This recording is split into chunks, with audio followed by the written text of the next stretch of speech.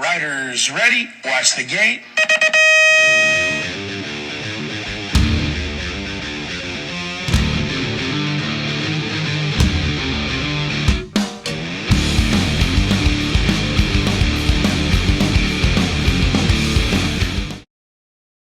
Hey, why don't one of you Hey. two, why don't one of you two do the intro to this episode? Go ahead, EC. What so with Gork? Yeah. One of you Okay. two do the intro. I tell you what, do one for me Yeah, so I can see how you do it. Okay. Hey. Let's see how let's go ahead and let's have JV try it then. So he seems to know it so well. Yeah, because I don't That's the only part I got. But by the Dude, I way, don't- it's the same every single time. well, I wouldn't know. All right, of course you wouldn't. Of course. Here you go. That's right. He doesn't know. No idea. No idea. It goes like this. Hey, welcome back to the Dirty Knobs Podcast. I'm your host, Hollywood Mike Miranda. My co-hosts are, as always, JV James Vicente and EC Eric Carter. On this episode, then I go into whatever it is. On this episode, we have Gork, Craig Barrette, our good friend. We talk about all kinds of great stuff. Make sure you look at the outtakes at the very end and check out the commercials. Hey, and we'll see you soon. Enjoy the show. Don't forget to like or subscribe. It helps us. I never put that in there. See, so one or two do that, Mr. Smarty Pants. I can tell you, I won't be able to do that. Sure, No, you can. it's done. He just did it. Yeah, exactly. We just got it. Yeah. He just did it. Hey. You know the biggest difference between recording in the daytime and recording at night? What's that? Look. Our drinking vessels. By the way, that hat is so new on your head that you still have the cardboard in the front. Dude, you know why I do that? So that you save it? No. So I give it away. People think it's new. See?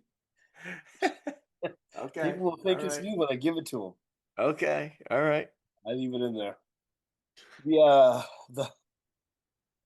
When he comes on, look at him. I think early works out better for EC. Yeah, of course, because he hasn't gotten started yet.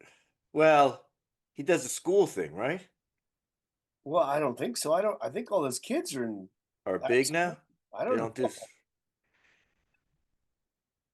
Yo. Yeah, good morning. See? Dude, you're early. Dude, I wish I would have saw your text a little bit earlier. Well, I saw it, but I had other stuff that I had to get done. Anyways, here I am. I did make it early. Yeah. Well, I just got on a little while ago, so. Yeah. I bet he thought, hey, this time I'm not going to be the last one. Oh, double fister. Wow. Talk. What's on the other one? That one's a San Francisco Starbucks. Oh, that's cool. That actually the wife used to collect Starbucks mugs, so whenever I would travel all over the world, that's cool. Actually, bring back mugs. That's pretty cool. I like that. The inside of this one was this one was from being the head coach of my high school team. They gave me this metal one, and dude, I don't know when the last time I was that I cleaned the inside of this out. Oh shit, that's fun. I just probably 2 weeks ago. I just leave it in, dude. It's flavor. All right. I rinse it every day after I'm done. I rinse it out with hot water and dump it, but it gets going. Yeah, gets a little ring in there. Hollywood? Oh, we have a special guest today, and when I say today, look, got sunshine over here. Yeah, I know. The vampires have broken the curse, man. I had to change my positioning because of the sun. I don't usually have to worry about it, but it was dark. It's making everything dark. Well, let's get this guy in here and get going. Straight away? Wow. Straight at it. Dude, we're on a He's going straight timeline. No away. bullshit. No bullshit. We're on a EC. timeline, boys. Timeline. Yeah. Yeah. Look at this. The workday. Look at who we got coming in. Wow. Oh, Would you look Oh at that? man. You guys are up early. Look at this guy, look dude. at that guy right there. That's right. Check out that background, man. This is That's cheating. we're up. Completely cheating. Dude, I got background envy all of a sudden. For the first time ever, I have background envy. Man, Right? it's almost as good as yours, Hollywood. Oh man. Shit. No, I think yours, some of mine is stolen. No, you know what? There is something very much similar between the two of ours. It's Almost missing a all- jersey. Yeah, no, yeah. Yours is missing a jersey. Oh, my Yeah, I have God. a few more jerseys. Already? Yours is missing one too, Mike, with EC's jersey. Yeah, So. exactly. Mine is people. Most of this came from people giving it to me. Same as yours, Gork. Same as yours. Yeah. The only difference is the ones they loan you, they expect back. They know they ain't getting any of this back. Hollywood. Well, How many- JB? Hey, how many are back? Right before we start, how many are back there? How many jerseys? Yeah. Man, I've lost You don't count. even I know? haven't counted them lately. Jesus. Dude, it doesn't even look like a real backdrop. It's like No. there's so many, and because the way you're framed, Gork, it looks like a superimposed thing because it looks like tiny little. They look like baseball cards behind you in the Yeah. shot. Right. Right. Yeah, everybody says when they come here, they're like, they've seen photos, but once you come in here, I mean, you guys will get to see it, and it's like, wow, it's like so much bigger and better than what the photos or what they'd ever imagined, or what they saw. It's awesome, man. It's distracting. It's so awesome. I know. Hey, Gork, can you just duck for a few minutes? They want me to just get out of the photo, You're in the Oh, shot. man. Yeah. Gosh, damn. Hey, you know what? Seriously, that'd be a great idea. If you haven't done it already, is just do a walkthrough really slow and capture it all. But you really can't because it always changes, huh? Yeah. Matter of fact, I was just working on the mongoose display and adding a video, some video to that display. We are. It's the morning. We're all. Yeah. We do not have this in our normal order. No. JB, No. Yeah. tell him, JB. All right. Here's what I got. I was able to wake up early and throw a few bullets down here. Welcome, Gork, also known as Craig Barrette, which is usually the other way around. You would introduce that, right? But I think most people know you as Gork. All-American BMX local from Roseville. Started, I'm going to say around 76-ish. Yep. Nickname invented at California Peddler Bike Shop when you were in 8th grade. Yeah. And the nickname actually came about, as for some people that don't know, it's because you had this back brace. I was gonna reference Forrest Gump, but he had the leg thing, not the back, not the back brace. It's actually. And have you ever seen the movie Romeo and Michelle's high school reunion? Oh yeah, I did see that. So the back brace that I wore was like the one that Phoebe from Friends. I don't know if she was Romeo or Michelle, but Yeah, yep. that's the back brace that I wore. And you had and I think the way you described it was hitting your chin. It was like brought up against your chin, which is referenced as getting gorked. Yeah. So that I never heard that term before, but So when you hit him on the bottom of the chin, right? yeah. I remember So that shit. he embraced it, and it became him. First industry job. I don't want to say industry job. Let me just throw this one out there to Mike and Eric. What do you think his first, call it job in bicycle? Let's say bicycles. What do you think it was? Well, it depends on what you call the job. Well, that's kind of how I had to phrase Yeah. that. I'd say publisher. I would say bike shop. Oh, you were almost you had the bike part. Bike inspection person. You know the ones at the races? No way. Bike Is that- inspector. He was a Is bike that right, inspector. Gork? That was the first thing? Yeah. I was, I don't know, 15 or 16, and I think 15. And I was like the official tech inspector Tech. Yeah, at that's a good one. Prairie City BMX, That's right. which Yep. mostly at that time it meant you have a hacksaw and you inspect the axle length, and if it's too long, then you hacksaw it off. And Look at that. That's, Look at that. That's real. That's old school. You know what? That's Dirty Fest Inspector right there. That's Yeah, right. we need that. You might have a new job come later on. Do they don't even do that anymore, do they? They don't do tech inspection anymore, do they? no, remember there was tech inspection, but it turned into just, I give you a sticker so you know what practice you're in. Right, Yeah, just get that exactly. sticker. Just get that sticker you Exactly. put on your brake cable. We're using that sticker now. Yes. Yeah, yeah. All right, I got side hack racer with your brother, an early day freestyler. Was actually, for some people don't know, teammates with pre-CW Diz Hicks back in the day.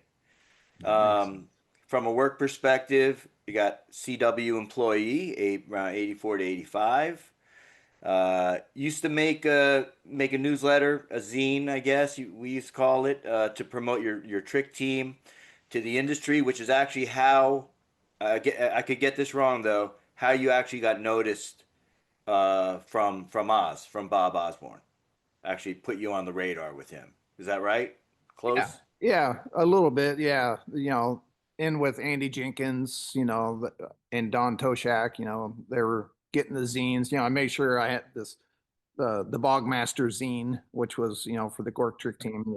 I sent it out to everybody in the industry. Were shopping for sponsors. So That's real marketing. Andy and Don really dug on it. So yeah, when we'd done an interview in Freestyle magazine, right when we got on CW, so that was kind of our first introduction to Oz.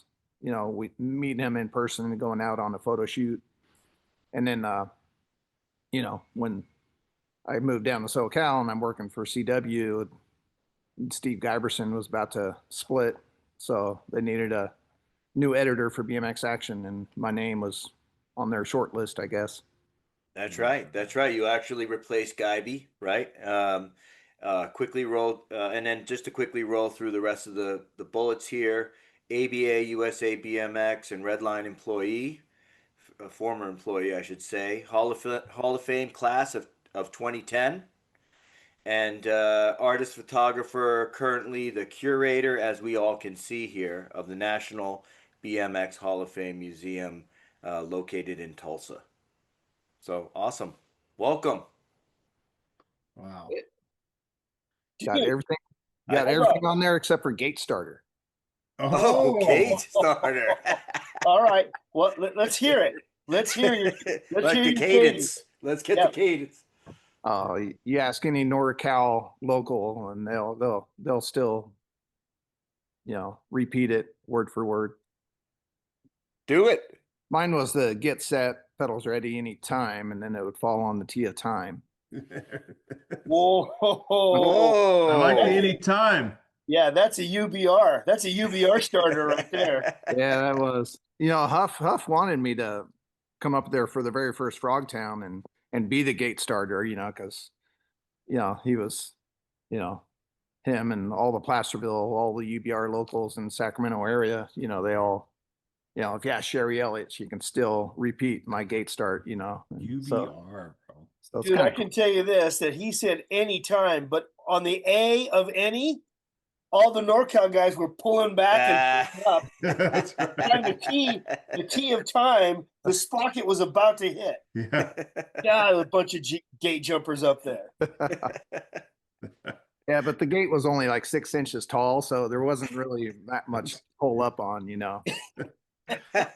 just thought about it and we're gone. Dude.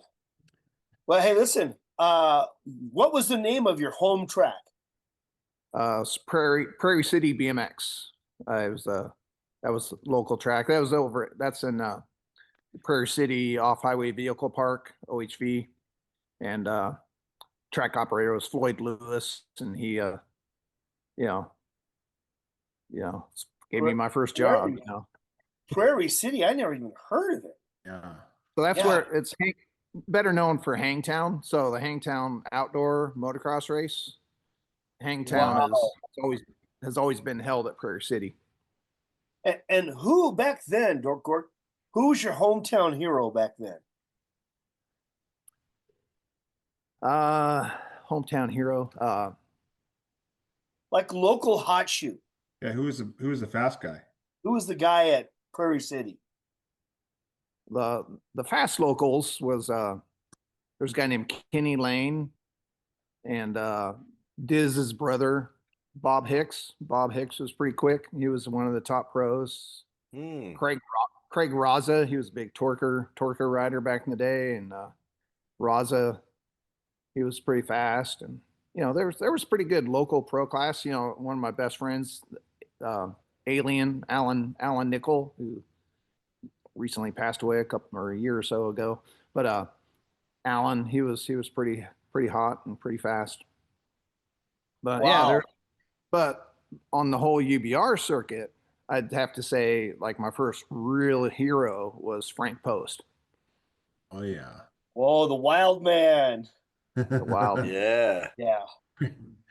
I think it was one of the first races we'd gone to UBR, to King's BMX, first night race, under the lights. So we drove all the way down to Modesto, which seemed like a super long drive, even though it's, barely an hour and a half or something, but go off of Crow's Landing Road, go to King's BMX. And that was just so awesome. And Frank got DQ'd, I think, for jumping the gate or something. Like you were saying. Yeah. Frank. So then remember the next moto, then he had to start backwards. I remember we're all watching like, oh, Frank's got to start backwards, in the gate.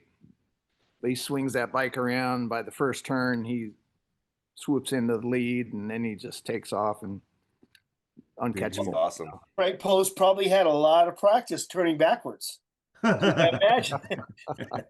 I mean, there's got to be a three-way tie between three racers as to who got DQ'd the most. And Frank had to be absolutely the tie for top three. Yeah. Who are the other two? Oh, I'll take a have shot. to say. I'll take a shot. Okay, go ahead, take a shot. Yeah, that's gonna be Crazy Ronnie and Kev McNeil. Yeah, I think it'd be hard to find anyone that got DQ'd more than those three riders. Yeah, on a consistent basis. If you count in the 70s, I think Post and McNeil would take the crown, but gosh dang. And always for the same stuff, but they made racing so exciting. I could see why seeing Frank Post, because he was the guy you saw in the magazines all the time. Dude. Yeah.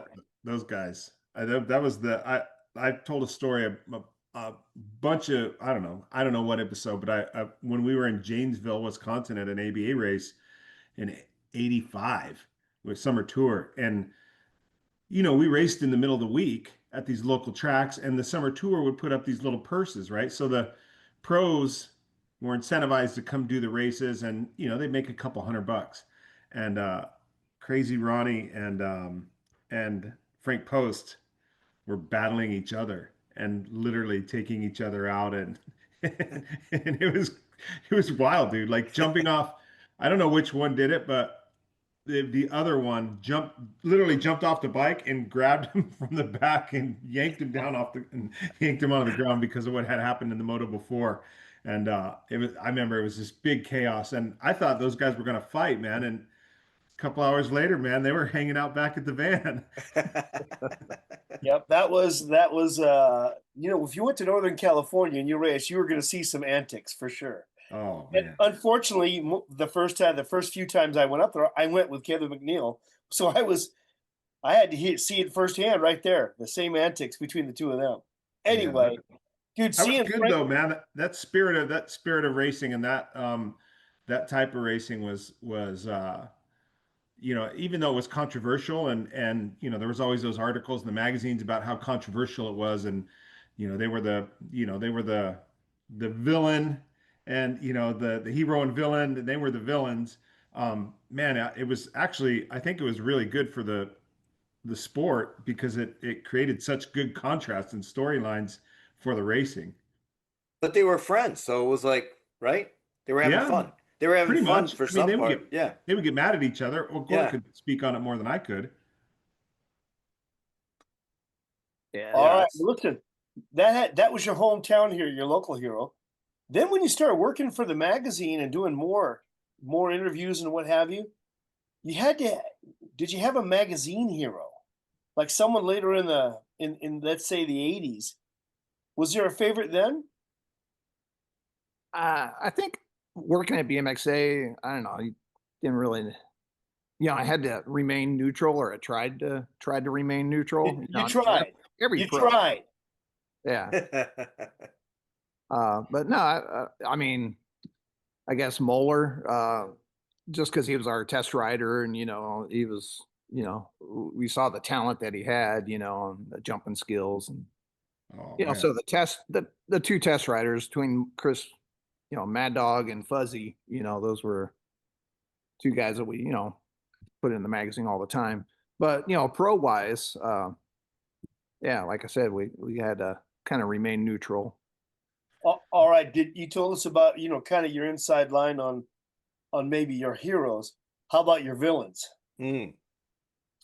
Oh, it'd have to be, Ronnie. Ronnie was great for coverage. I mean, before my time, it was McNeil, with Oz and writing all the, Kevin McNeil takeout, little sidebars and, stuff like that. So that was, before my time. So, but no one, and being a reader at BMXA and reading all about Kevin McNeil and how crazy he was, and, in the magazine, my generation, by the time I got there, Guyverson already pumped up Ronnie Anderson as the bad guy, the bad boy Right. of BMX. And right.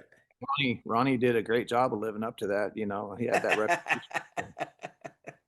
Hey, I want to go back to the jumping time, man, because I know that, like you were saying, your favorites with Fuzzy and Moeller, dude, that was a huge transitional time, like from what you guys were doing and what those guys were doing on the bikes, and the content that you were capturing and putting out. I remember, I like jumping, if you will, like, going to parks and Lucky's and that whole thing and riding all that stuff. But I wasn't really a trick guy. But man, I can remember being blown away at the how every article, it seemed like every issue that you guys came out with, those guys had some new variation, and it just kept progressing, like literally month after month after month. And I think that was a big pivotal moment in the dirt jumping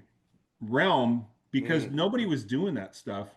And so like you guys, I'll say you three, and there was other photographers as well, but you three, I think, were really pivotal on taking dirt jumping and taking it from racers just jumping to get to the other side and using it as practice to a whole new realm of what dirt jumping was. Yeah. I mean, actually, I'd have to include Coley in there as well, because he was like one of the early guys that, when I first started at BMX Action, Yep. Dave Colonan lived, Yeah. 3 blocks away or something, just right around the corner. So he was always coming by. Plus, he was sponsored by Kuwahara right down the street from Wizard Publications. So I want to Yeah. say to your point there, EC, you could almost see that with a lot of things, whether it was freestyle or, I don't want to say racing later, how it advanced so quickly and it changed. But the jumping thing did too. You're exactly right. It changed. But even the jumps themselves changed, Yeah. Yeah, for sure. right? No That doubt. totally changed to be so vertical that Yep. I guess I don't know, it allowed for more time in the air to do tricks or some shit, but I mean that you could see that there was a definite change there with Yeah. with how people were jumping and what they The were doing. first king of dirt Yep. kind of Yeah. changed everything. Yeah. Yeah, for Yeah. sure. Yeah, That's that was, crazy. you know, at that time, you know, I think, and when I started BMX Action, you know, freestyle was just blowing up, and everybody was thinking racing's dead, and BMX Action wasn't, you know, freestyle and magazine was, you know, getting all the advertising, and I don't know, it seemed like racing and BMX Action almost was like the stepchild, you know. So when I got there, it was like, well, we want to, you know, how are we going to make BMX dirt as rad as freestyle was perceived, you know, especially by in the industry. So, you know, I did encourage, you know, kind of told Colinan, you know, it's like, you know, take the freestyle tricks and put them on dirt, you know, and you know, and then Moeller and Fuzzy, you know, they definitely elevated, you know, elevated that, and then they, like ABA Nationals, you know, taking, you know, doing right before the mains, they'd do a little dirt jumping contest, or you know, or demo, Yeah. you know, it was, and Mueller was a big part of that. Yeah. So Man. all I did was encourage it. I wouldn't include me in on anything to do with all that. You know, I just was the one guy who put it in the magazines, you know. I mean, that's a big part of it. Yeah, I disagree, Gork. I mean, I Yeah. think it's, yeah, like it would have been easy just to take a couple of pictures and put it in there, but you know how that works, man. Like any photo shoot that you go on, and those basically that's what you were doing. You were doing photo shoots. They were bike tests, but really they were photo shoots more than bike test. And there's chemistry between the writer and the photographer, and the angles and the captions and all of those things that go to making that thing dramatic versus just you know, flat angles and not really thinking about what you're doing. So I think there's a chemistry that goes along with that and makes it super special, man. There's a lot of magazines that came and went in our industry, and then there's a couple that really stuck.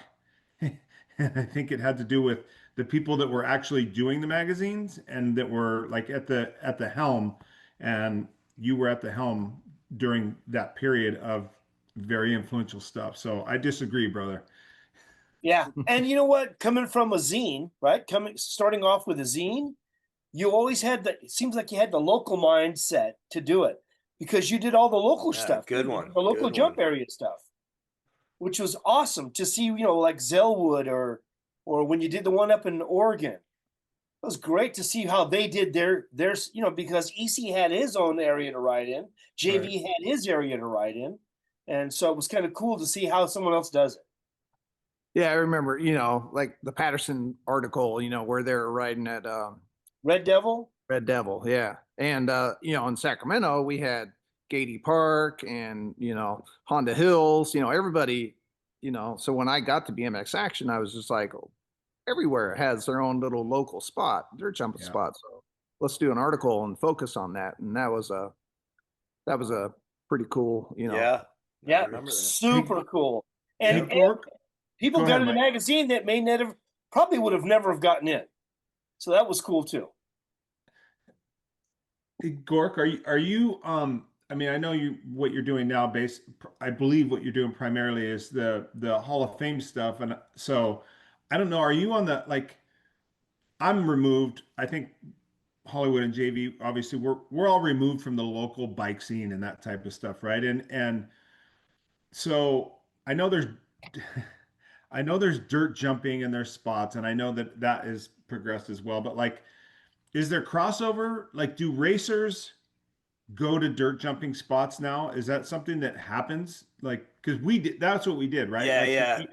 I remember we had, and I always yeah. wonder, like, how many like really good top racers are doing dirt jump spots, and is there like intermediate style dirt jumps versus like super steep gnarly lips that you see like total dirt jumping, or is there like a middle ground? I mean, are you on the pulse of that? You know, honestly, I don't think I really am. That'd be a better question for Wally, who's, you know, doing the magazine now. But you know, the Acre Ranch over in Florida, you know, they do a good job, and they have, you know, tons of, trails and jumps and track and all that, but I don't know. I don't know if kids today, the younger generation today, I don't know if they're grabbing a shovel because there's not as many dirt lots out there, available Right. True. to go jumps at. I can speak as an official USA BMX track operator that we have, our older experts, they all have a second bike. They have a park bike and they all ride the local park. And before they tore down our big jump scene we had here, they had a bike for jumping too. So it all took a different bike.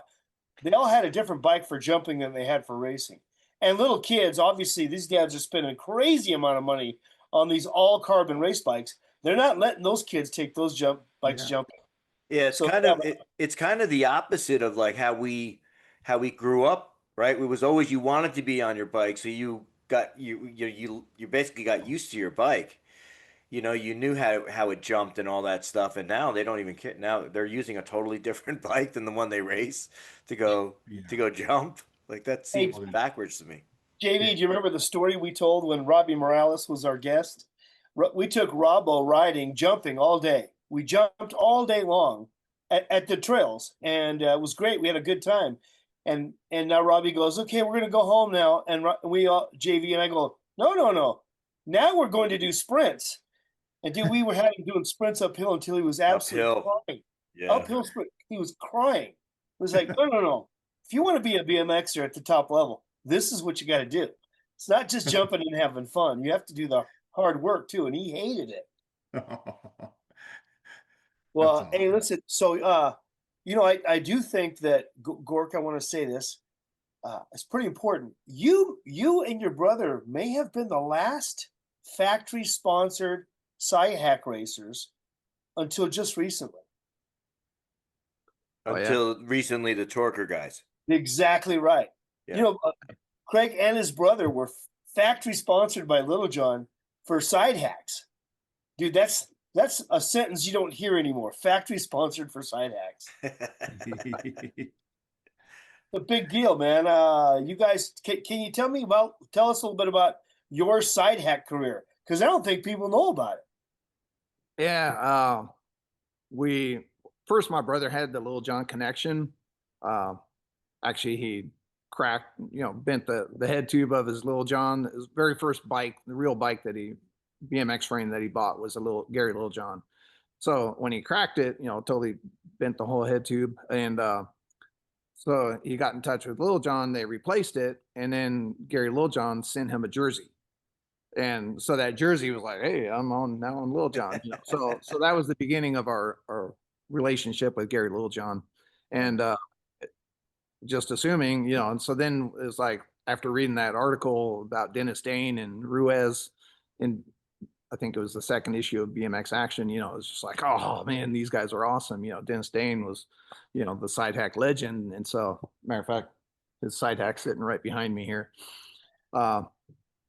So we wanted to get a side hack, so my brother goes to order a side hack from Gary Littlejohn, and all they had was lefties. They were all sold out of rights. So it's like, oh, okay, well, hey, we'll take whatever, He sent it unpainted, and gave us, cool, deal on it. And we just started racing side hacks in UBR, and that was 79, I think, 79 grands, right before the round 79 UBR grands. And yeah, I was kind of skinny and lightweight. My brother was kind of strong, powerful. He went on to race Pro Cruiser, and my brother was pretty fast, and I was,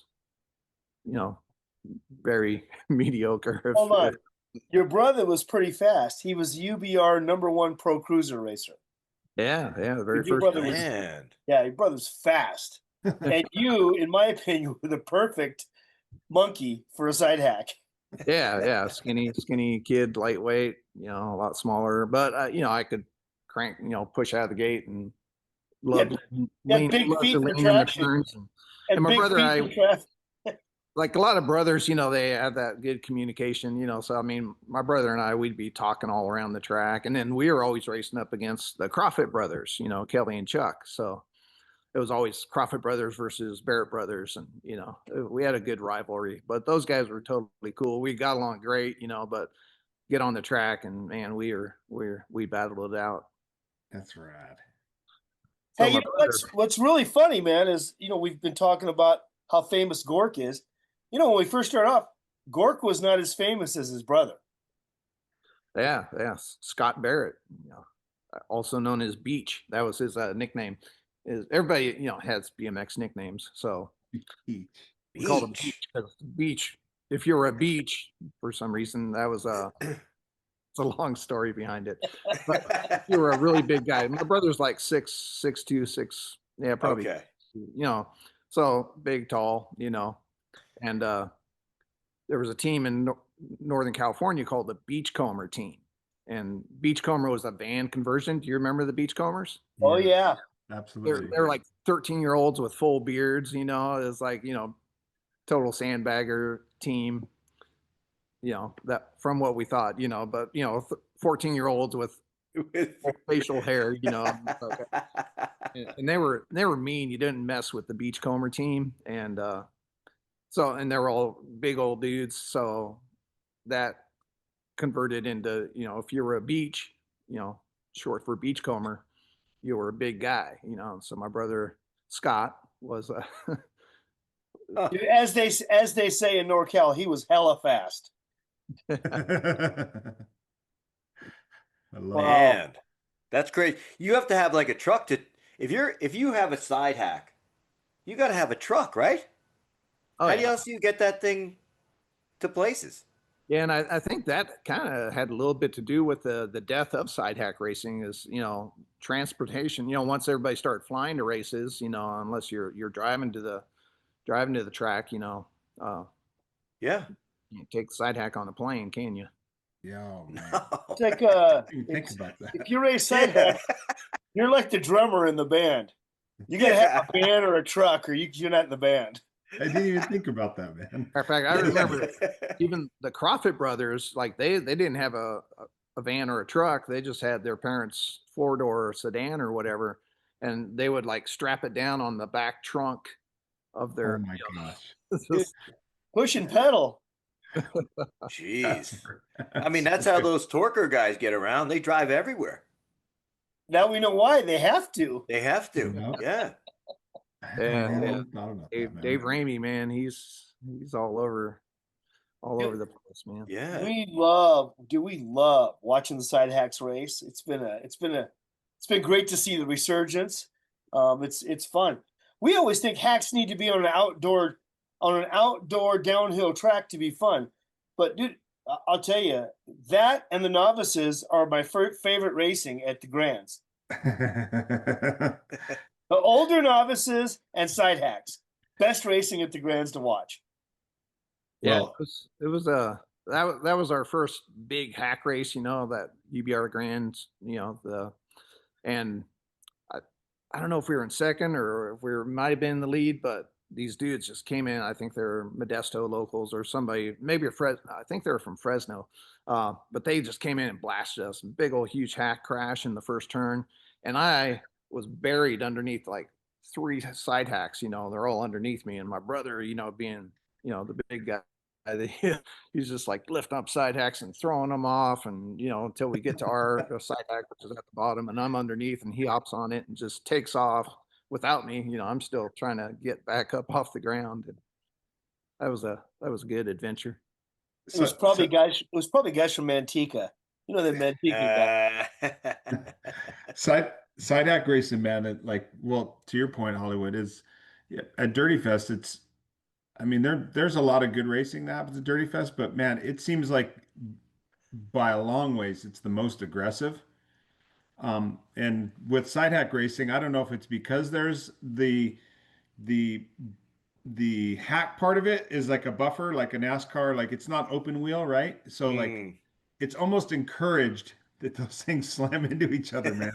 And the standing at the top of the start hill at Dirty Fest and watching the side hacks is, Hollywood, you do gate starts quite a bit, and man, some of those mains for those side hacks are insane, dude. How hard they run into each other. It's loud. Like it's audible where you can hear them smashing into each other on purpose. They're steering into each other. It's crazy.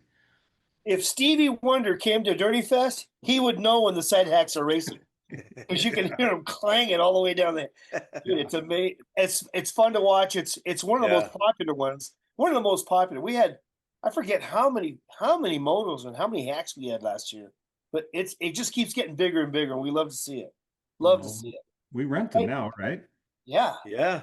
We rent we have 7 now. We have 7 hacks of our own. Oh yeah. Yeah, just to make sure we have plenty, so everyone that wants to race side hacks at Dirty Fest can. As Hollywood says, there's no stray side hacks anywhere in his sales territory. No. He works. There's nowhere west of El Paso, Texas. If there's a side hack for sale, I grab it. That's true. Yeah, because we want to make sure everyone has the opportunity to have fun. And dude, except for Hack Shack, I don't know where you get a side hack. Yeah. Yeah, my brother Scott at Patriot Bicycles in Fair Oaks. Does he make them? He makes them every once in a while. Nice he plug.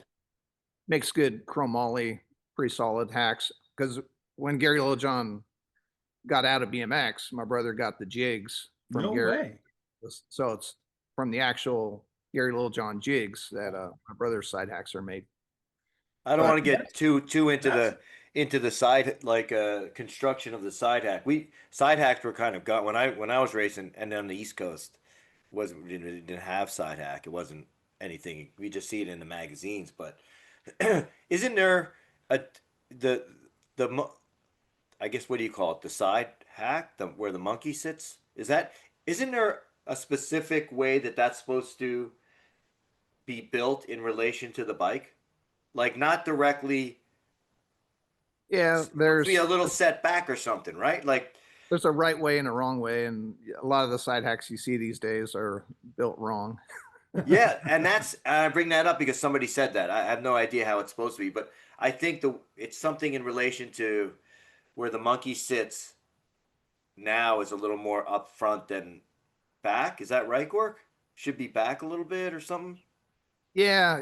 Well, I always like the grab bar, on the Little John side hack, putting the grab bar straight for a while. He was getting them a little more crooked and, that to him. And it's like, let's put it straight. And then also the very first Little John side hacks had a lower grab bar, and then he went a little bit larger.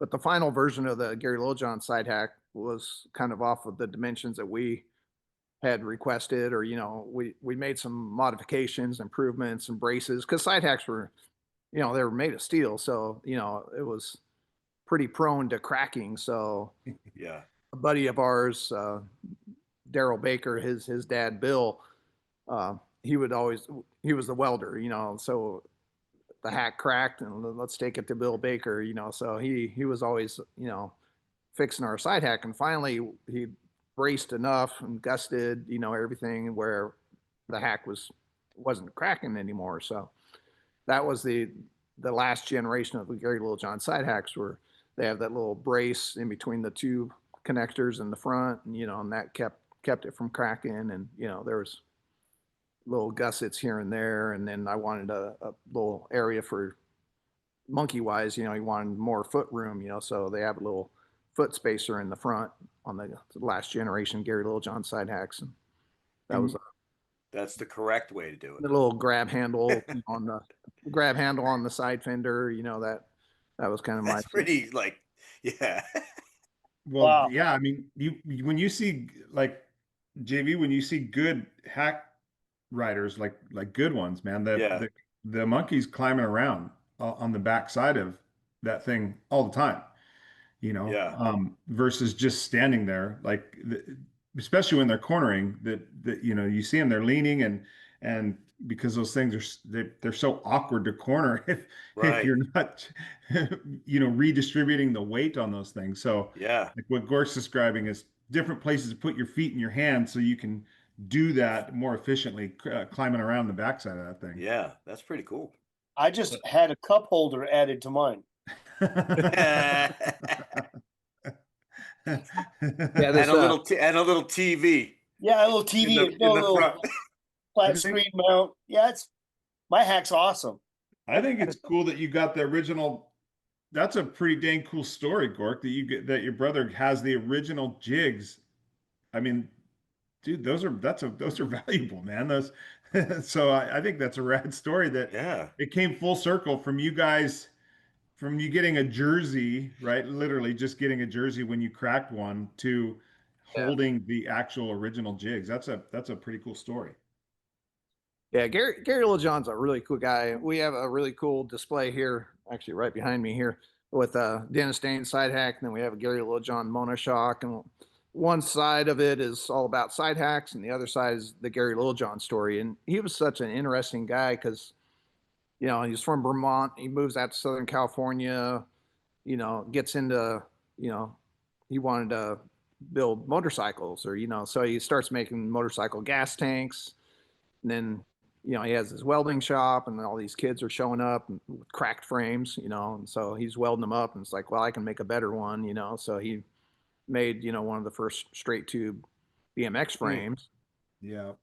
It's argued whether it's Gary Littlejohn or whether it's Webco, who was the first, but It was Gary Littlejohn. Gary, he told us, only that it was him. So who knows? But then he got into doing stunts. If you go down the Gary Littlejohn rabbit hole, it's just insane. It's all the motorcycle chopper exploitation movies that were out there in the 60s, and Gary's in a bunch of them. He did a stunt show at the I think it was the 79 NBA Grands. I think it was what it was. I don't know. It wasn't 78 because that was in the LA Sports Arena. I think it was 79 was at Devonshire Downs. That's right. And he had because I remember he did a car flip. And there was a big steel, where they hit one side of the wheels and it does a flip. I thought it was the craziest shit ever, man. I'd never seen anything like that in person.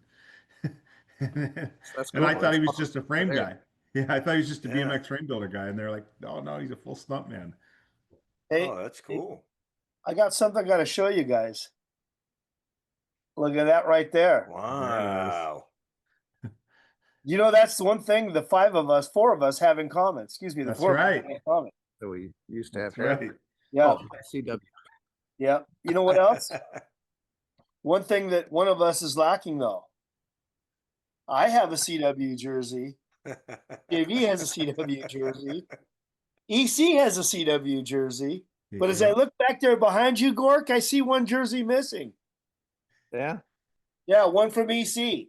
Oh my God. Hey, Gork, you see how I did that for you? See how I did that? Nice.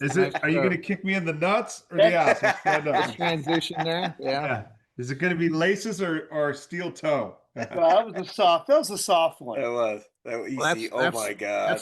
That's the big mystery is what jersey will we get of EC's to go up? Oh yeah. I can tell you which one it'll be because it'll be me that steals it out of his closet and brings it. It's because I feel like, I was getting good on free agent. I was getting fast on free agent, but I feel like that year on Hutch was such a pivotal year for me as a racer, and that took me from being a really fast ABA racer to being, I was winning NBL races as well and doing good on the world stage as well. So I think that's like I had a good year on CW as well, and I had some good years on Hyper as a pro, but I do think my mark or my where I planted a flag of I'm here to stay was when I was on Hutch. JV, would you argue that? Man, I'm thinking about. You must be seeing me because when I picture you, Gork, I'd be very curious to hear what you have to say about this. Also, I could picture you actually, because I was gonna say, I could picture you CW, Schwinn, even. Yeah. Like when I'm in my brain, I could see Hutch, yeah. But man, maybe I don't know. And Win or CW? Hold on. There's only one person on this podcast that won the national #1 pro title. Arguably the biggest title in the sport, right? What jersey were you wearing when you won that title? Yeah, I was wearing And it's going into the sanctioning body's Hall of Fame. Well, I didn't win the ABA pro title. What did you win? I won the NBL pro title. So technically, sorry, Gork. I mean, I'll edit that out. yeah. That ain't going in there. Yeah. That's fine. I mean, technically, USA BFX is NBL and ABA now. So We love NBL now, you know. Now, As Shannon says, we love all the sanctions we own, you know. that's right. Exactly. It's like the firm. yeah, it is the firm. It's the modern day firm. What do you and so yeah, I'm curious. So Hollywood, you think that is important, right? Well, I do. You know, always. Maybe it's me, but I always put a preference on a pro title. But then again, I also think you might have got the most coverage in a Schwinn jersey. So it really is. You know. So that's my 2 cents. Let's ask the curator. The BMX Hall of Fame. Curious. If he says BC, he wins. Yeah. I don't know. I mean, every sponsor, I mean, EC's whole career from free agent all the way up to hyper, you know, I mean, they were all, you know, you had good moments in all of those, all that time, you know. Yeah. CW was when we did the big article on you, you know, and did you win the amateur title on Hutch or on CW? I won the ABA title on Hutch. That's what I thought. That was 86. And it was crazy, right? Because the company was actually out of business. And we knew that before Grands. I didn't personally know that. I know Mike knew, and my parents knew. And I know my parents helped fund the program going, actually, for us to keep going to Grands. We knew going to Grands, well, they knew, but we were leading team points. So my parents put some money up for us to all go to the Grands to keep chasing that team title. And obviously I was going either way. I was leading ABA points, but yeah.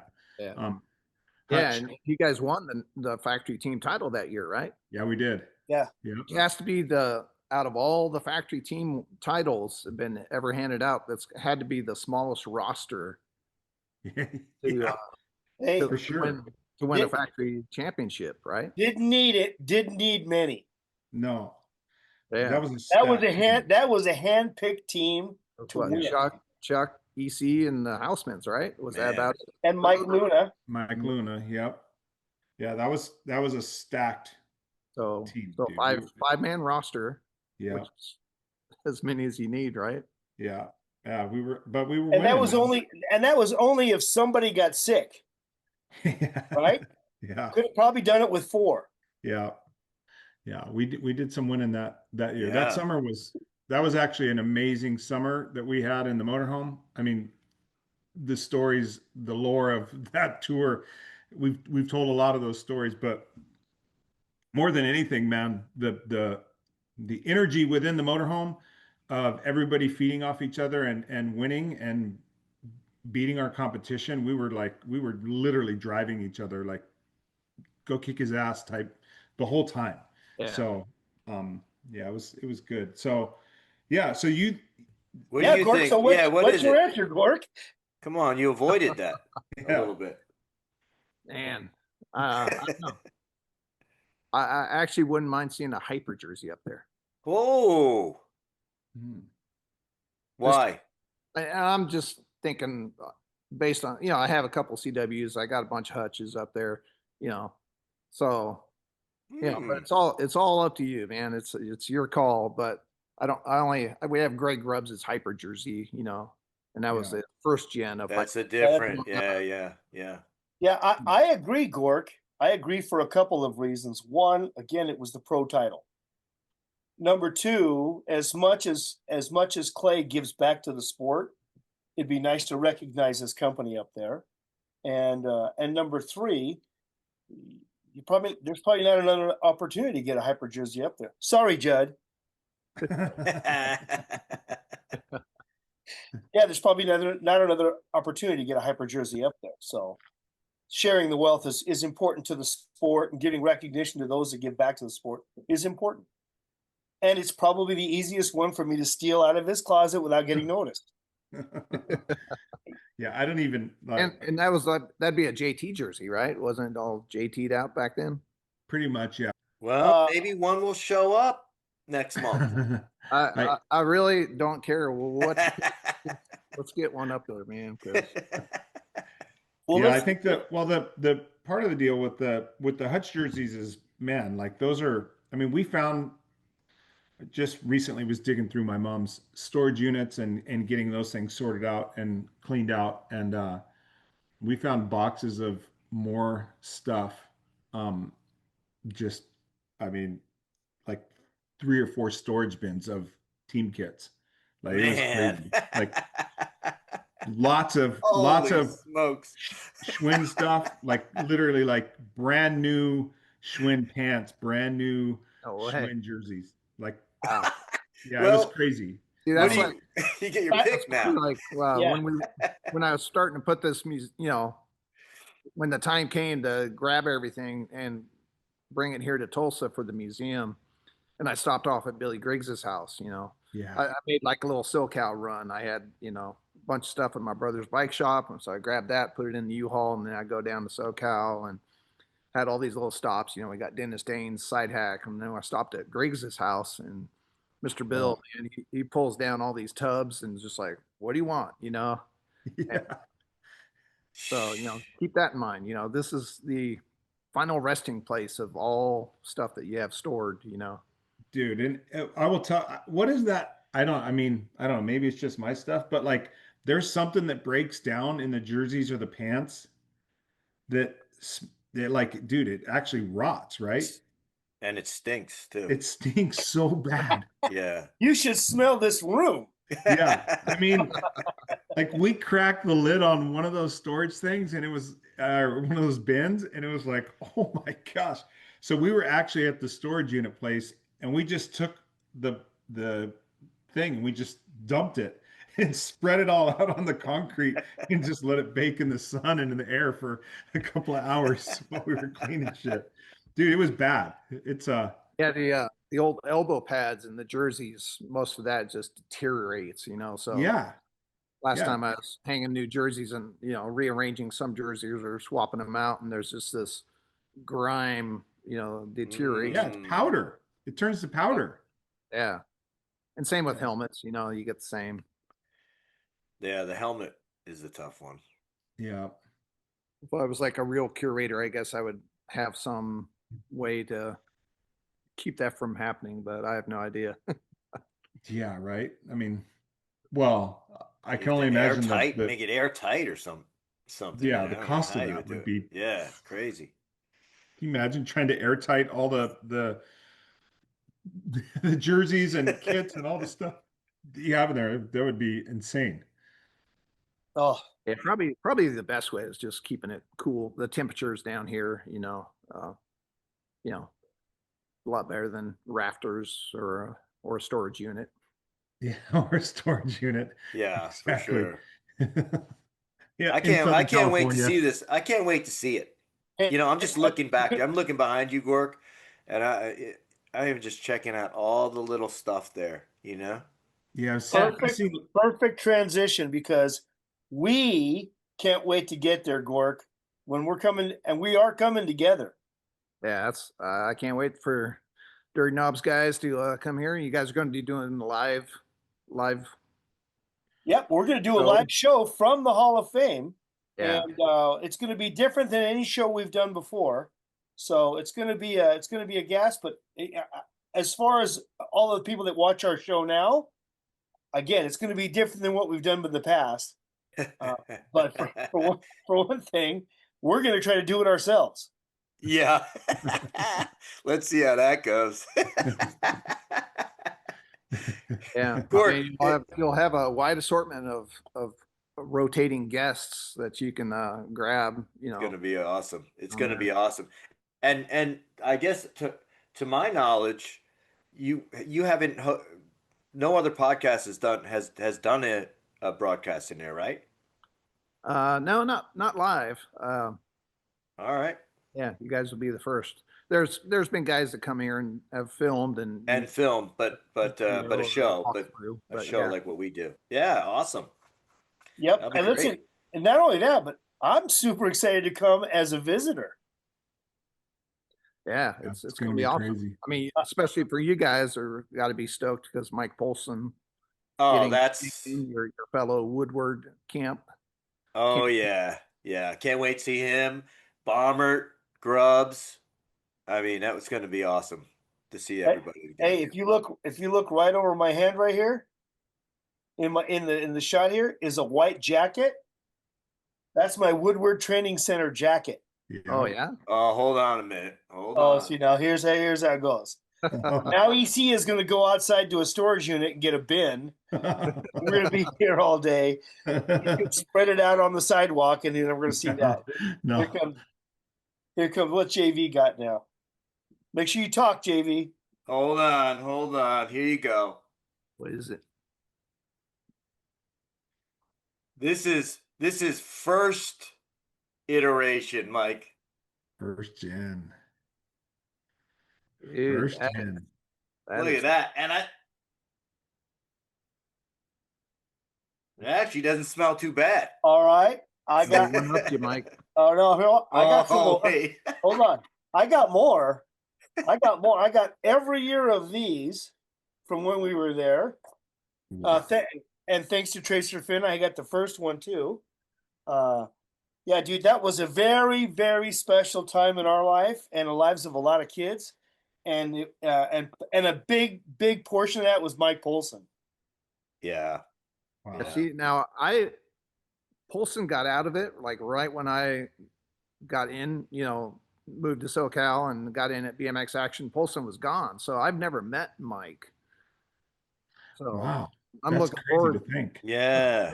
Looking forward. It's like I've never met him, talked to him, or anything. And so I don't know. Wow. You guys can give me some input on what the guy's like. I'll give you some input. Stand close to him. Just stand close to him and listen. Don't talk, just listen, and you'll be laughing the entire time. Yeah. But you got to listen close because he's the quiet, funny guy. Oh yeah. He's the quiet, funny guy. He's Yeah. always slipping him in, and we don't call him Polson. To us, we have another name for him. Poultry. He's Poultry. Yeah. Y'all just call him Poultry. Hey, Poultry. Hey, Poultry. Or this. Or you go this. Yeah, that's right. Forgot about that. You did. You forgot about that, huh? Yeah. I think of Grubbs and Bomber used to always walk behind him going, Yeah. throwing out the seeds. So good. He's definitely like one of the big mystery guys because he's one of the few guys that when he retired and he quit, no one. Is there anyone else like that? Danny Nelson. Oh. Yeah, Yeah. Danny to some extent, yeah.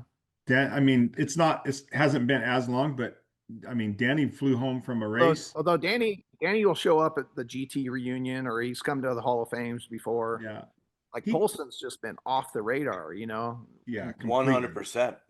Unseen, never comes to a Utah National or anything and check, you don't see him walking through the pits or, he's never made an appearance. He's just so looking forward to him seeing how far BMX has come and checking this out. It'll be, I think it's going to blow him away. All right. Hey, listen, there's a lot of people that are showmen in the sport of racing. There's even bigger showmen in freestyling. The guy, like a one-person band that can absolutely take over a show, can just mesmerize people. And I think that as far as I know, Gork is the guy that discovered this guy. To me, is one of the two best showmen in all of the sport of BMX. And it's Diz Hicks. The guy was amazing, and at his Hall of Fame speech, he's still amazing and can take over a show. Dude, tell us about how that happened, Gork. So I knew Diz's brother, Bob. Like I was saying, Bob Hicks was one of the local pros, always racing. Bob is pretty fast. And then Diz was the younger brother, John Hicks. And, but he was kind of, I don't know, he was kind of like me, his older brother was in the spotlight and was fast. And, but Diz took on freestyle. Think he'd gone to the Jag Worlds or something and saw Bob Harrow there. So, he's like, that's what I want to do, So when we met, I was working at the gas station circuit in Sacramento. It was the very first gas station job I had. And right across the street from it, we're at an intersection. Actually, coincidentally, the same intersection that my brother's bike shop is now at, Patriot Bicycles. But on kitty corner from that, right across from where I would sit in the gas station, there was this big concrete wall. And throughout the night, while I'm working my shift, skaters would come there, they'd skate the wall. And then this one night, this dude's on this BMX bike, he's over there just shredding on this wall and just pulling off perfect flatty, aerials and coming back down. And I was just like, wow, this guy's, didn't say he shreds, but nowadays I would say, yeah, he shreds, Back then he was rad, it was like so rad. But yeah, so that was Diz. So after he's done, ripping up on this concrete wall, which is still there, by the way, but now they have a fence in front of it, so you can't ride it.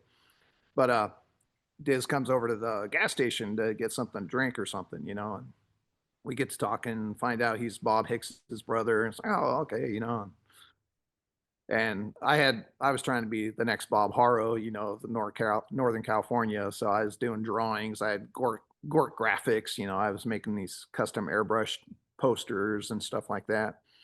So I'm like, man, we should get a team going, I mean, just that one night within, watching him ride the wall and then him coming over, that's how it all started, the Gork trick team was born right then. And then he's like, well, I know this guy over in Orangeville has a quarter pipe, and so, all right, he's on the team,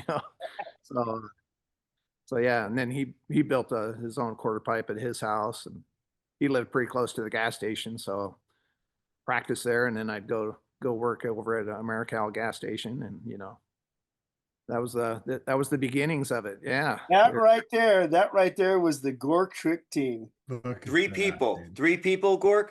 Yeah. Fantastic. Yeah, hey, so I said I had two more things. You already hit on the other one I want to talk about. Listen, we talk about all the things that Gork has done in the industry and all the influence he's had, but I don't think you get enough credit as an artist. Dude, your illustrations are badass. And when you took over doing the track drawings, they were awesome. Yeah. Yeah, I agree. Track drawings. Yep. Thanks.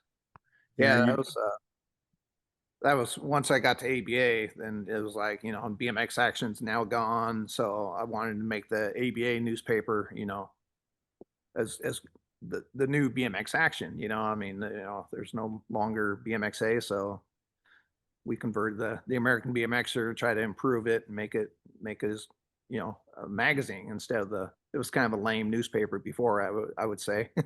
Yeah. But, just look at your points. That's it. That's what you got. Yeah, you got it. It came in the mail and you went straight to the back. Yeah. Well, so, listen, adding illustrations, your drawings of BMX scenes, not just track drawings, but your BMX scenes they're rad. Mm-hmm. Yeah, I was going to say the same. And I've seen it, having been to Bill Ryan from Torker Supercross, been to his office. He has these commissioned from Gork, and they're amazing. Thanks, man. Yeah, that was good. Yeah, I still love drawing. Mostly there's MJT awards down in Tucson, and I still do a lot of drawings. That's the main drawings that I do is mostly for Jason Krennick over at MJT, and he's still making boards. He doesn't get as publicized as much these days, but he still uses all the Gork drawings for a lot of his plaques. That's rad, dude. Wow. Those are cool. I agree, Hollywood. I don't know if you get enough credit for your artwork and your illustrations, Gork. It's well, now most people know you for the curation of the Hall of Fame, but photography and your illustrations as well, man. It's pretty well versed in all that artistic side, and that maybe you don't get enough credit for. Oh, thanks. Yeah, I mean, drawing hander and footer cartoons in the That's BMX. right.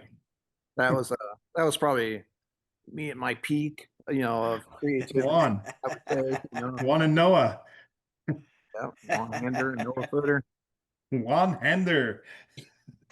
So good, dude. I forgot about that. Those are good names too, man.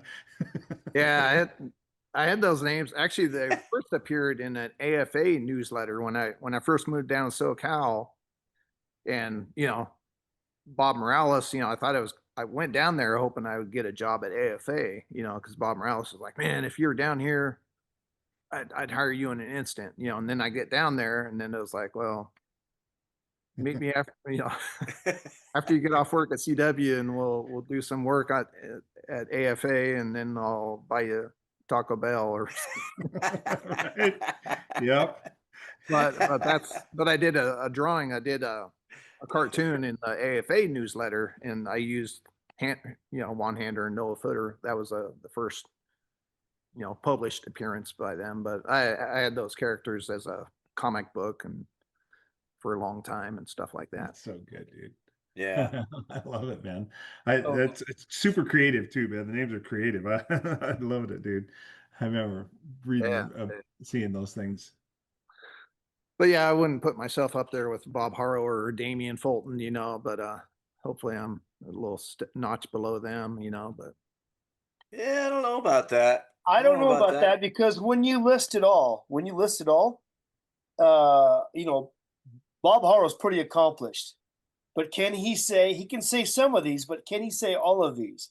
Racer, freestyler, promoter, announcer, artist, editor, publisher, photographer, curator, team manager, bike inspector. I was just gonna say, you better not forget the bike inspector. Bike inspector.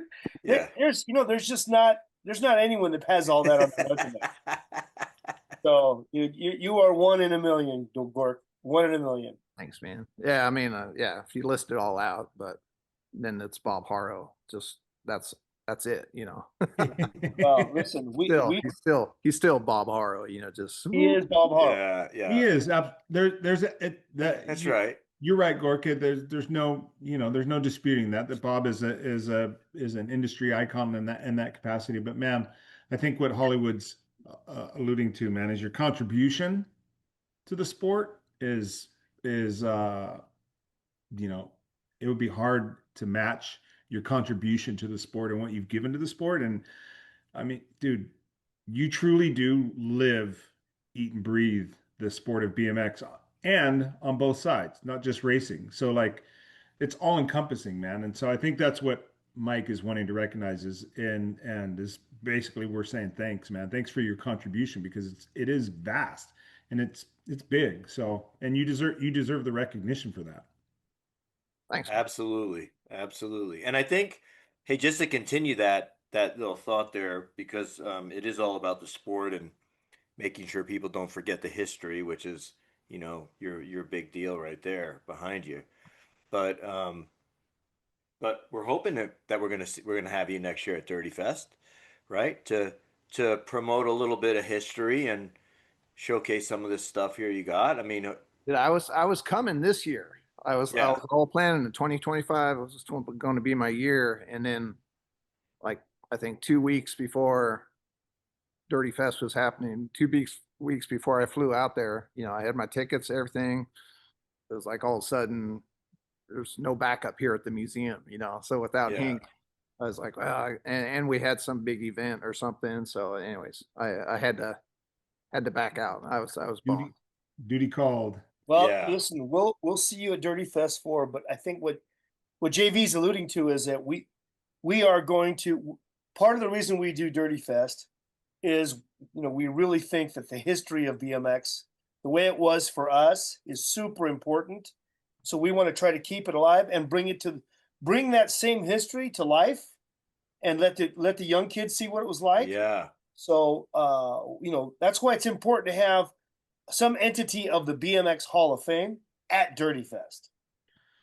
Exactly. No, Exactly. We are committed to promoting the BMX Hall of Fame, and we love that you're partnering with us too. Yeah, no, I'm glad you guys are coming this year. It's going to be awesome. It's going to be a good time. Well, wherever we go, there just seems to be a good time. Yeah, that's Well, one of the things. so speaking of which, so I just we just got these awards in for this for we got a whole bunch of awards. On Saturday before the Hall of Fame ceremony, Saturday all through the day we have our own version of Dirty Fest, I guess. But we got the foot down contest award. Nice. Yeah. Got the long jump. We're going to have the long jump contest. Cosmola can win Flatland. again.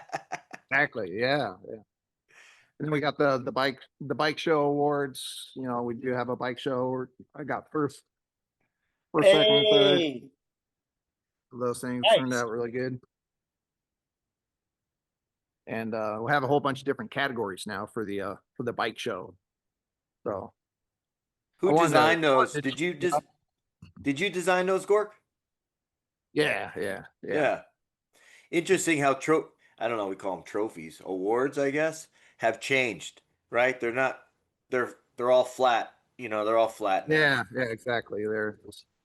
But yeah, so I did a whole series of kings, so for the bike show, King of Neon, King of Comps, King of Hacks, for the side hacks, Survivor. It's just stuff like that. That's cool. Most Yeah. King of Chrome. Yeah. No, that's rad, dude. Those are cool, man. Yeah. And unique. Those are good awards too. Those would be cool to see. We're going to have to back up a truck to EC's storage and get all the stuff, his bikes, and throw them in there and bring them to the show. Dude. There's not a truck big enough we can rent. Yeah, the garage. Well, actually, there are some bikes in storage, but most of that stuff I Sure don't even there need are. in storage. I have all of my bikes are in my garage, so I like to keep them. I don't even trust them in storage, man, because quite honestly, man, they're worth of there's some value there in the garage for sure with what I have sitting in there. You still have the Jeremy McGrath green Hutch bike from the Terrible 10 photo shoot, right? Absolutely. Yeah, that's the pinnacle of the collection. I would no say doubt. that's the holy grail of Eric Carter bikes. It is for sure. And I've had a number of people through Hollywood that have offered me a fair amount of money for that. But right now Hollywood's like, dude, get that thing out of there, man. Just sell that thing. But as you know, my son he's an avid collector of all things that are mine. And he has all of my helmets displayed in his room actually. And he loves that stuff, man. And I love it that he's a fan of it. So I support it. But I do think he also is realizing as he's getting older, he's realizing that like the Hall of Fame, that there's a place for that stuff and that that it'll actually have a life past just sitting in our garage. So he's maturing, he's growing up and seeing it. So but yeah, Cool. there's a lot of stuff, man. And my mom, I'm grateful. I mean, I found my very, very first pair of leathers that she handmade for me. We couldn't afford Vera's leathers. And so she basically made something that was similar tried to make something that was similar to a pair of Vera's leathers. And dude, they're like, I mean, I was 8. It's crazy that I still have that stuff. I have, I rode for Powerlight when I was 8, and I have a Powerlight jersey with those pants. So it's really cool, man. I love all that stuff. Some stuff I don't have sentimental attachment to, and we're going to move that stuff out, but some stuff is probably going to stay. That's awesome. Yeah, my first, the same thing, man. I couldn't afford, real race pants, Bill Walters leathers or anything. So Right. you know, and I always like, you know, those denim pants everybody was racing with back in 76. You know, they had the padding in the knee that had the diamond, you know, diamond tuck For sure. padding. And so my mom, you know, she knew how to sew. She'd make shirts for us and when we were younger and all that. So I told my mom, you know, she went and bought red, white, and blue striping, put it down the side of my jeans, and then she added some padding and did the diamond tuck, and you know, same I He thing. remember did the that. diamond tuck. That's Yeah, I awesome. totally remember that. That's I going wish I the had extra. them. That's going the extra mile. Yeah. Yeah. I wish I had them, but long Yeah. gone. That's Oh, pretty listen, cool. if they still fit, they'd be short, right? But if they're too short for you, I got some of these right here if you need Oh them. yeah. Oh, I got yeah, some gold. there I you got go. some gold line gators if you need them. Wow. Nice. I was with JV. I was with JV when I bought those in New Jersey. Yeah. Some guy had them in a bag. You Sitting right didn't there. even. Yeah.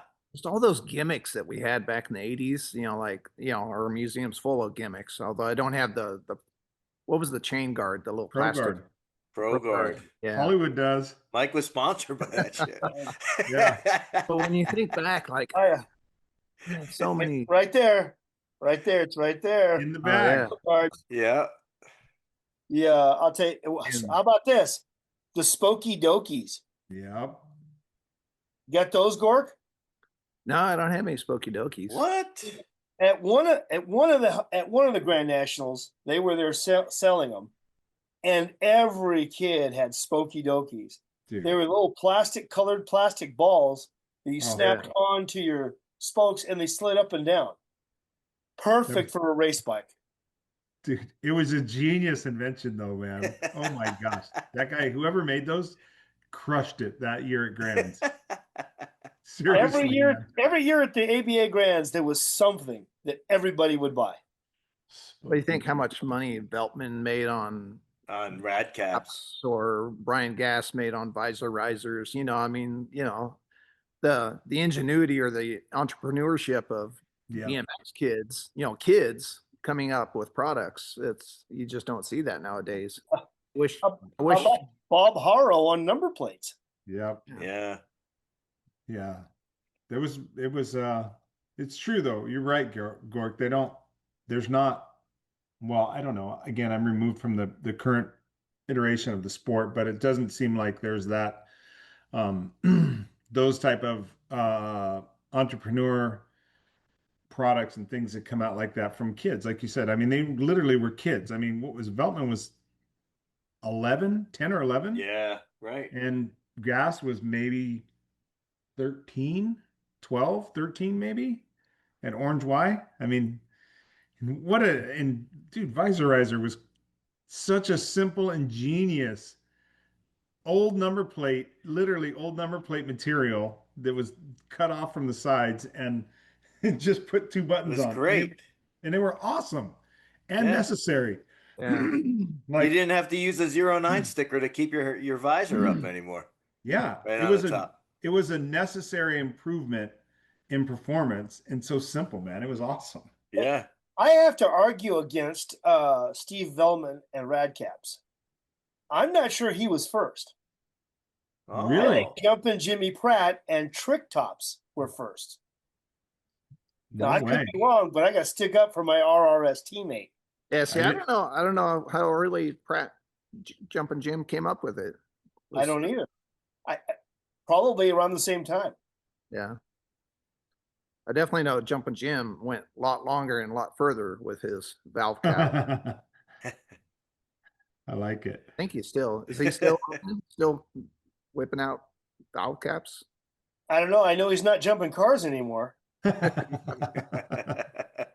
I know when I was at Redline and Seattle Bike Supply distributed, I mean, they sold tons of all these not rad caps, but all the Trick Tops valve caps, you know, all the bike shops, you know. I didn't know he was still doing that. Jeez. He was up into the 2000s, so up to. Wow. Brian Skura and the Dirt Skirt.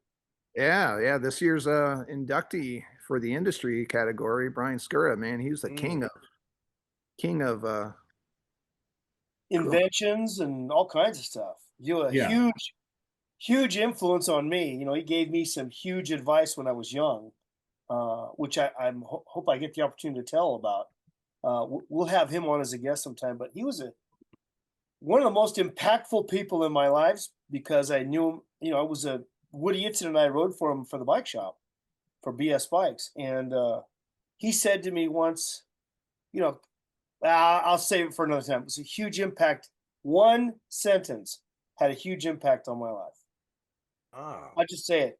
He told Brian Skura he was about, I wasn't getting mad like Greg Hill. And I said, maybe I need to be more like that. And because I lost again, which I was losing all the time. And I said, maybe I need to be more like that. And Brian Skura said, you just need to be you. The rest will fall into place. You just need to be you. If that's not who you are, don't try to be someone who you're not. You just need to be you. And from that point on, I stopped trying to be somebody else. And I stopped being as depressed about losing. Yeah. Yep. Huge impact that has lasted the rest of my life. Very I'm still losing and I just really don't care anymore.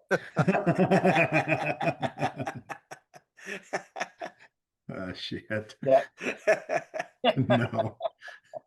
So Yeah, bad. Skura, I'm looking forward to Skura's speech for the this year's Hall of Fame. You know, that's dude's so, I don't know, Eclectic.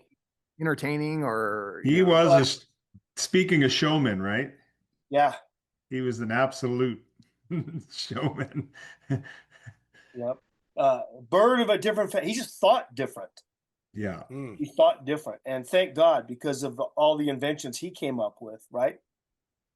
And the changes he made, he was incredible. Dude, he had to make a killing on the gyro. I mean, he had to have. It's still. I mean, I know obviously the patent that he had for it probably is. I mean, it's gone now. It's not enforceable now. But gosh, I mean, back then, I mean, it's such a simple invention, and man, it's decades old now, and it's still used. It's pretty wild to think about that. It hasn't been improved upon that I know of. And I'm sure there's been some evolution to it, but the general concept of what it is still the same thing decades later. I want to say there's maybe 4 or 5 little revisions. You know, he's made improvements, but yeah, it's definitely you know, that was the game changer. Yeah. Oh my gosh. I mean, the rotor was the game changer, but you know, not the POTS mod. The gyro. Yeah. POTS mod was up there. Yeah, it was pretty crazy, man. I mean, just to think about it, you know, it's like, well, you see footage of old footage of Eddie Fiola when he was riding, and you know, he's constantly flipping his bars back around, you know, and those guys would run extra cables so they could do that. They could do little bar spins during their tricks, and then they just didn't have to worry about that anymore. Now they just don't run brakes. Yeah. It's amazing. I know, right? No need for a gyro now. All right. Well, that's it for me. That's all my questions. Anything else before we let Gork go? No, just looking forward to getting over there. Yeah. I can't wait. Thank you for all your help too, Gork. Gork is a big part of, you know, if before we have a guest, but I don't find out till like the day before, so sometimes it's a little hard because I send him a note and you know he just doesn't see it. He doesn't see it, but he'll also, you know, send me some stuff, little bit of knowledge. So appreciate it. Hey, Gork, I want to let you know it's not because James is procrastinating on it. It's that sometimes we struggle on getting ourselves together, finding a window, a 2-hour window when we can do this. That is by far the hardest part of doing the podcast. Then once we have the 3 of us together, we say, okay, we can do it at Friday at 7:30 in the morning, California time. And then it's okay. Now I got to find a guest that can be available at whatever that specific window is. Then it's a scramble to get them. Once we get that, which is at least 24 hours, then he gets to you. And it's always, I Glad I don't that- know. I just EC doesn't know. Yeah, yeah. Most of the time, I don't even know who the guest is until they pop on. yeah, it's always a surprise to EC when he gets on there. We run it that way. It's good that way. We got our little quirks that we and we embrace them. We just run with it. By the way, I'm surprised you don't have pancakes or I know, man. Yeah. right now. What the? I know. No food. Well, I do I make my own breakfast and lunch, but my wife always is making dinners. So that's why, because we're in the morning and I didn't get up in time to make myself breakfast to have. But There you if go. it was dinner We're all time, drinking- she'd be bringing me a plate.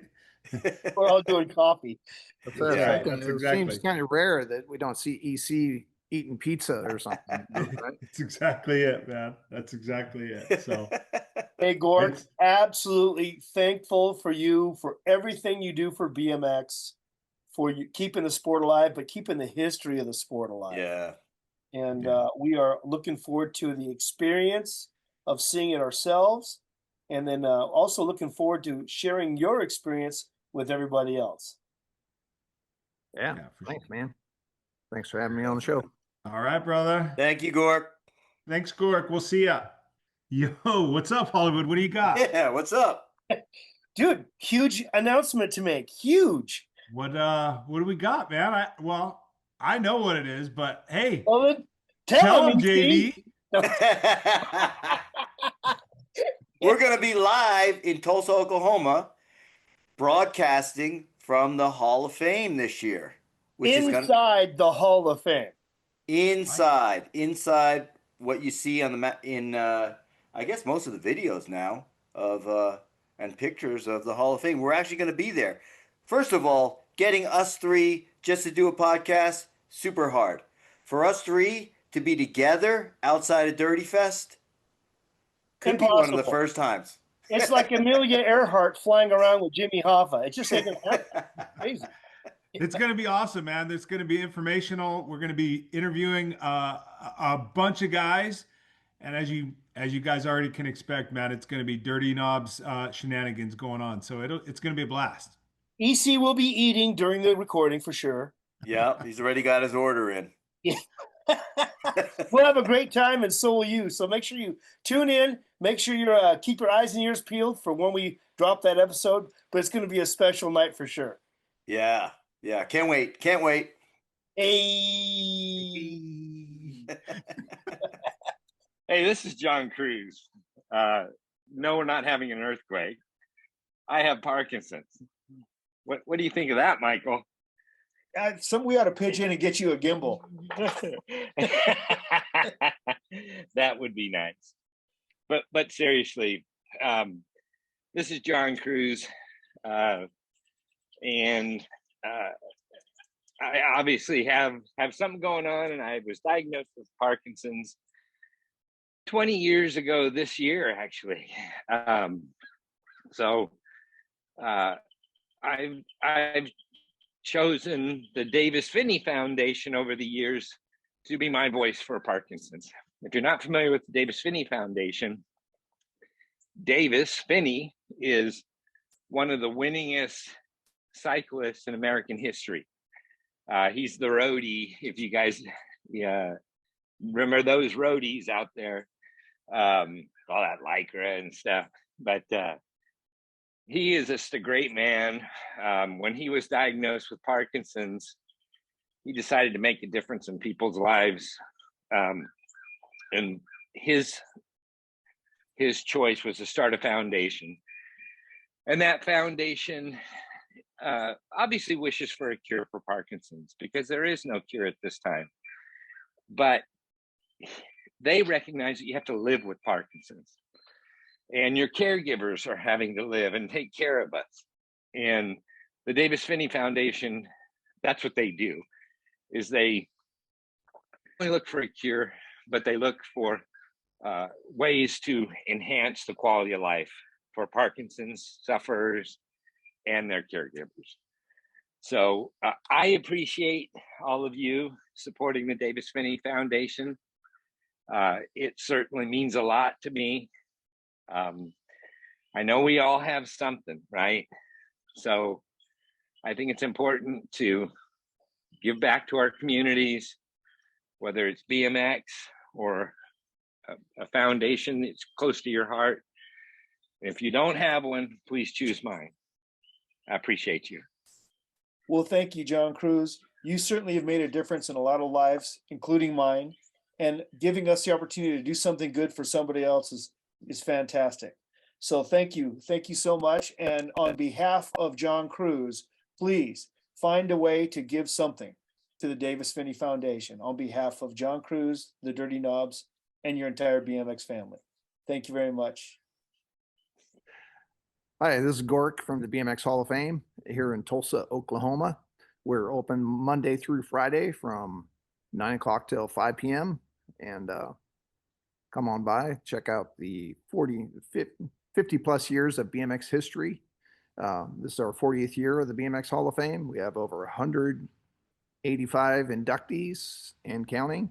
And our Hall of Fame ceremony is going to be this year on September 20th. And we have Hall of Fame weekend, Friday night reception, Saturday, a bike show, vintage bike racing, a whole lot of cool activities going on. And then Saturday night is the BMX Hall of Fame ceremony as a ticketed event. So you have to buy your tickets on Ticket Spice, and hope everybody will be there. Hey everybody, Sean here from Rad BMX Builds. If you don't know who I am, I'm retired military owning a small veteran-owned BMX company. I specialize in social media content and build old school and retro BMX bikes from predominantly the 80s. Sometimes I dabble into the 70s and into the 90s, but 80s are my area. I'm a Gen X kid and I love this type of stuff. So if you like old school BMX builds and content, events and shows, make sure you give me a follow on Instagram at rad_BMX_builds.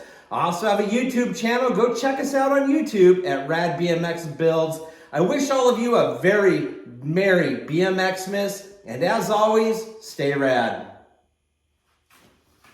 Hey guys, Matt here from the Nostalgic Neighborhood. We're building a community of friends reconnecting with the best parts of our youth, 80s pop culture, skateboarding, and of course BMX. We've got video coverage of events like the Buckeye Bike Show, Flatland Jams, the BMX Hall of Fame ceremony, and then the Rad event down in Texas with Kevin Hull, Eddie Fiola, and Hollywood himself. Oh, my third dramatic exit. I've shared bike builds, we've relived childhood memories, and I've even started flatland riding at 49. In 2025, we're ramping things up, more BMX, more nostalgia. Join us for the fun over on YouTube and Instagram. Yeah. Well, welcome, riders. My name's Kevin Wilson from the BMXers podcast, and I want to make a personal invitation to all you dirty bastards out there to come and watch. If you're into old school BMX stories, old school trivia, or building old school bikes, I'd like to invite you to come by the BMXers podcast on the BMXers YouTube channel and check us out. Leave me a message, subscribe, leave me a dirty message. It doesn't matter. Want to hear from you. Thanks very much. And keep watching the Dirty House podcast because that's where it's at. Peace out. Thanks for everything.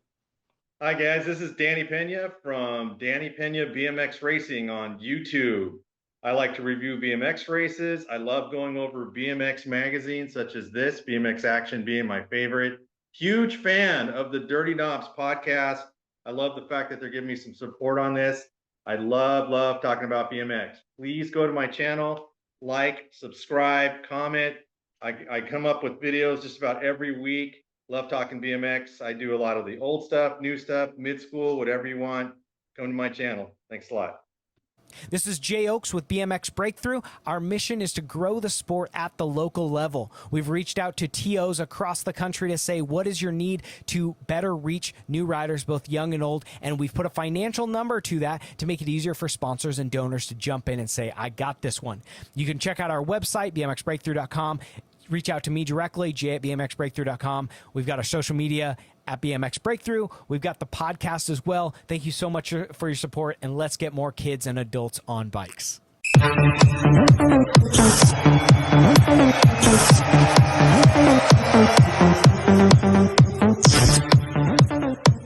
Guys, you're watching the Dirty Knob Podcast with Mike Miranda, Eric Carter, Diz Vicente. What the heck? Are you enjoying minute. Stop. Pause. Go to your computer. TorqueRacing.com. You know what you want to do. TorqueRacing.com. Check it out. You're going to check out the new Pro X frame. You're going to check out the EK frames. You're going to check out the Barbarians. You're going to see the new Torquer shirts. You're going to see the pads. You're going to see all the new stuff. Go to TorqueRacing.com.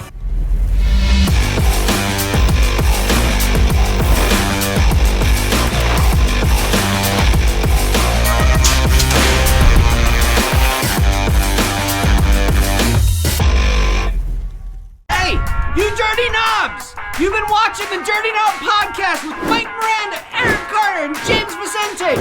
Guess what? Now, I'm Bill Ryan. This is Supercross BMX. You need to click on the supercrossbmx.com. Come on over. Buy stuff. We need to sell stuff so we can keep in business, so we can keep supporting the show. Come on. Do it.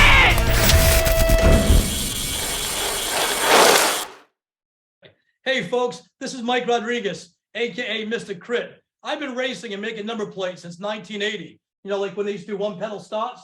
But you know, Crit Blade has been around for 43 years. The last 4 decades, the who's who of BMX have raced a Crit number plate straight to the handlebars. And you know, you get that guy Mike Savage, the international man of BMX, still doing it strong. And you know, back in the day, the plates used to be reversible because there was multiple sanctions, and you could put, you know, one sanction on one side, one on the other. Now you just got one. But Crit is still reversible, and that logo is still on the back for guys like Mike and you rad guys, you know, like Mike Miranda, who would turn those handlebars and twist them up. And we got it rad just for you. All right. Hey, where will we see those plates? Those plates you can see at every single bike shop that stocks BMX stuff in the USA and Canada. And where will you be at? Will you be at an event sometime soon? Damn, I'm sponsoring the Dirty Fest, and I can't wait to come out to Southern California and get dirty.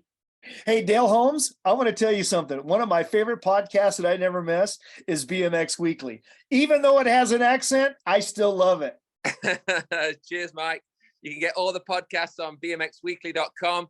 Old school, mid school, today's school. Check it out. Yeah, BMX Weekly. Hey, here we go. Hey, Beer Budget BMX, baby. Coming at you live from the Beer Budget Studios over here at the Hack Shack Quarantine. Oh, man, we're coming in hotter than Satan's nutsack. Yeah, we are dirtier than an Alabama strip club where reclass pros go and get lap dances by their half-sister. Yeah, the only show that'll make you second-guess your life choices like a Amish on an e-bike. Hey, if you guys enjoy what you just listened to, make sure you tune in every Wednesday night to the All Things BMX show, the only live streaming podcast show in the game right now. Even ask Mike. He's been on. Vicente's been on. Still waiting for that other guy to come on the show. You can find us on YouTube, Twitch, and Facebook. And you can also find us at allthingsbmxshow.com. Hey, don't click off. Don't click off. Don't click off. 2 more things. Kate, can you give us a little commercial right now? Oh, put him on the spot. Hell yeah. Think you can do a 30-second spot on the Hall of Fame? On the BMX Hall of Fame? No, the hand lotion Hall of Fame. It's okay. Mike just Hi there. I'm Mike Miranda for the Hand Lotion Hall of Fame. That's what you do, man. You do this stuff good. I'm not I'm feeling it really right good now. with hand lotion. Dude, I am so good with him. I should be in the Hand Lotion Hall of Fame. Oh my gosh. I got pee. All right, I got to pee too. Okay, Can we you take a gotta go- break? Let's just you got- take a break. Yep. I Go got to real pee. quick. We'll all go All right. pee and come back, and then we'll do the commercial. All right. Okay. Whoo. There it is. Dude, I pushed out a mini turd real quick too. I thought I was, I probably, if I would have like dropped her down, I probably could have got some of that action too. But I'm on 3rd cup of coffee. What is the commercial that we need to do? Yeah, we need to get that done for us going. The Dirty Knobs being live at the Hall of Fame. Okay. So how we doing? What is that? What are you wanting to do with that? That's it. Just going to tell the story about what we're going to do, how we're going to do it, who's going to be there. Okay, well, let's do that. Yeah, we got to knock that out because honestly, I already just did the intro. Yeah. Yeah, that's what I said. You got the intro. Let's go. Yeah, I can tell you, I don't like, dude, there's so many things that you hit on that. Oh, that yeah. I would forget probably because as you were going, I was doing it in my head. Yeah. And then I got to like maybe 15 seconds in and it just, everything went and locked up. It's exactly the same every time. I change a little bit in the middle and I never say like and subscribe like I should. No. Yeah. But I do the same thing every time. And it's it's a one take wonder now. It's sometimes you say you say please hit subscribe, it helps us. That was good, dude. Actually, I mean, it was good that, like how you did it. Like I'm impressed.